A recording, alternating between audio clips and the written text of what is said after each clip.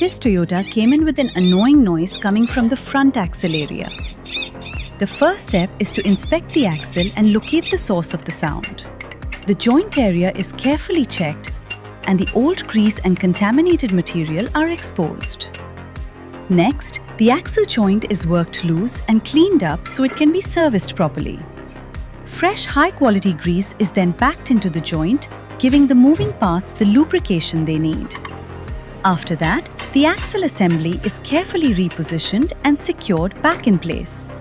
One final check and the noisy front axle is fixed and ready to run smoothly again.